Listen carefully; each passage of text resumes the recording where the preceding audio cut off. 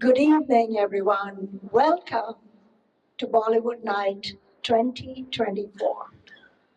Y'all look so beautiful.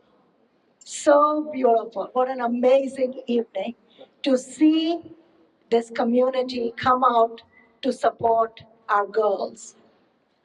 My own girls, can you see the support here? It is beautiful, wonderful. Thank you. Thank you so much for being here today. I want to take one more second to have you put your hands together for the three girls, Amalia, Jaden, and Maite. Please give them a round of applause.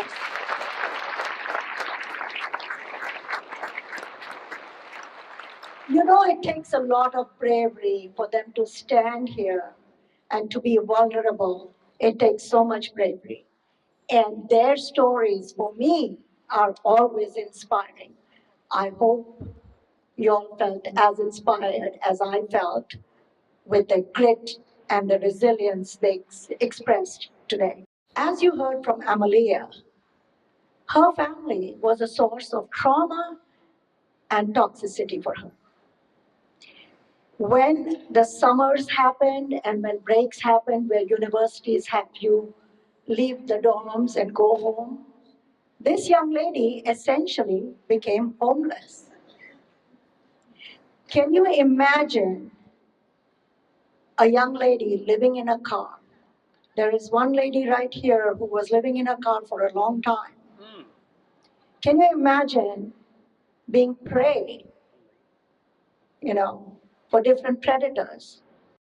The need for a safe and secure place to lay your head every night is a basic need. It is about basic survival. If you don't have that, how do you focus on studies? You can't focus on your studies. Every time one of our own girls reaches her full potential, I'm telling you, that is a hard thing for them to do. They may take 7 years, they may take 8 years, but if you were in their shoes and saw the challenges they went through, you would applaud like crazy. Each of these girls is somebody's sister, somebody's daughter. If this were your daughter, if this were your sister, would you allow them to be homeless? No, you wouldn't. The more I've been leading this foundation, the more I've realized we are truly one big human family. We truly are. We may have different last names, we may have different whatever, but we are one family. And it behooves each and every one of us to take care of everybody else. Let's look at the flip side of all this. Under-resourced girls in particular, it's like 50% plus dropout rate in colleges. Now, what happens to these girls? First, there is a huge mental health toll. Imagine all your lovely dreams shattered. You see yourself as a failure. You are bound to develop mental health issues, right? So that is one reality. The other reality is often they become mothers and now they are looking for affordable housing for families. And I'm telling you, no city can keep up with the number of homeless families that keep getting created. No. There is also an economic toll of all the income that these kids could have been making and are not making now, right? And as an employer, many of you are employers here. If you have to recruit one person from an out of state location, do you know how much you're spending? I'm sure you know it. Your pocketbook knows it. At the same time, that person who comes from somewhere else does not have the ties that a local person will have in this community. All I'm trying to say is let's prevent dropouts.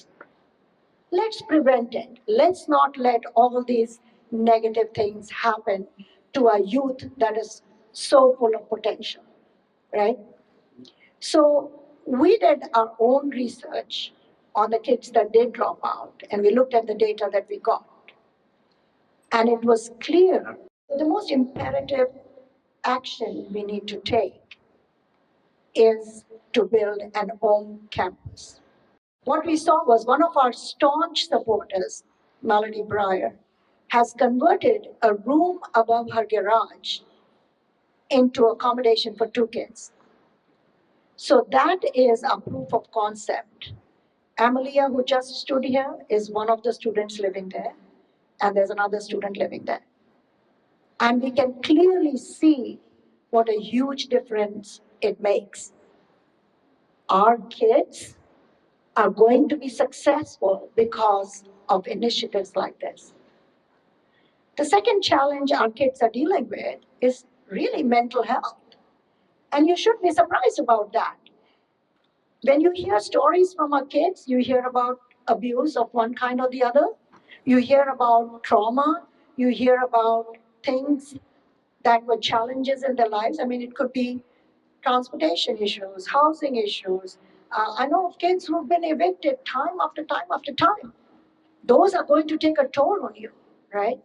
And so mental health issues are a huge, huge barrier for them to reach their full potential.